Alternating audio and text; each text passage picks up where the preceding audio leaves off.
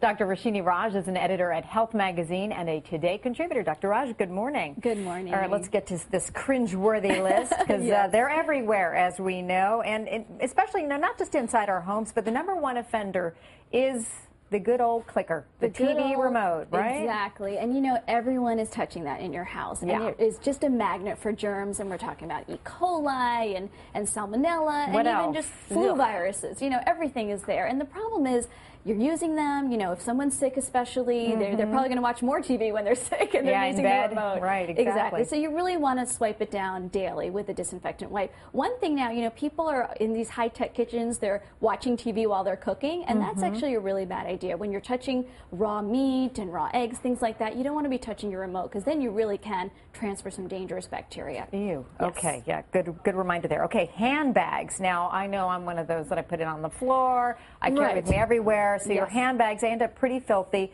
So what are some things that you can do to help prevent the spreading of germs Okay, there? so first of all, #1 rule, never put it on the floor, especially if you're in a bathroom, you know, or a doctor's office, a hospital. You do not want to be carrying all those germs back with you. Right. Make sure your bag is not too heavy. I mean, that's not good for you anyway, because then you're less likely to put it down on the floor. But we're not just talking about the outside. The inside of your bag can actually be very germy as well. One of the big culprits is loose money, paper bills. You know, a flu virus can survive on a paper bill for 17 days. And when you think about paper, it's exchanging hands all the time. Keep your money in the wallet so that the rest of your handbag is not, you know, infected. Okay, and we all know that phones are pretty bad when it comes to germs, but I did not know that they carry 500 times more bacteria than a toilet seat? Yes. Really? This is shocking but true.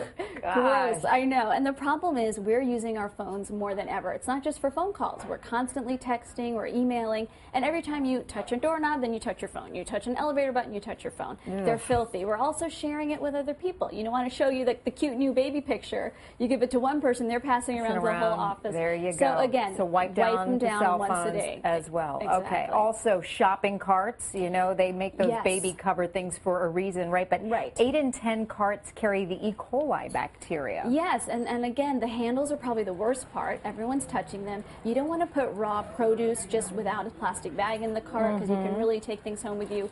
When you get back from your shopping trip, make sure you wash your hands and wash everything that you got that was like a produce very carefully. Okay, and soap dispensers. I mean, people, of course, washing their hands, that's a good thing. But then when you have the soap in the dish there, it's just congealing with bacteria, exactly. right? And the way you get around that is if you really do wash your hands for a long period of time, you know, the rule of thumb is if you can sing happy birthday, you probably have gotten rid of any of the germs you picked up from the dispenser, but you do need to be careful. Right, okay, or use the liquid. It's always easier, better, right? Okay, now a couple things, reminders, of course, antibacterial wipes, good thing for you to invest in. Yeah, and you want to be, you know, when you're talking about an antibacterial gel or wipe, you want to check the alcohol content. It really needs to be at least 60% to be effective, so make sure that it is. Okay, but too much of it can be drying, right? Right, so, and I'm not, you know, I hope everyone's not getting too scared and they're going to use it every 5 minutes because that's not good either. If you dry out your skin, you're actually going to get little cracks which make you more prone to picking up germs. So, you know, use it sparingly, but washing your hands with soap and water, that's the best thing to do. All right, Dr. Rashini Raj, is always great information.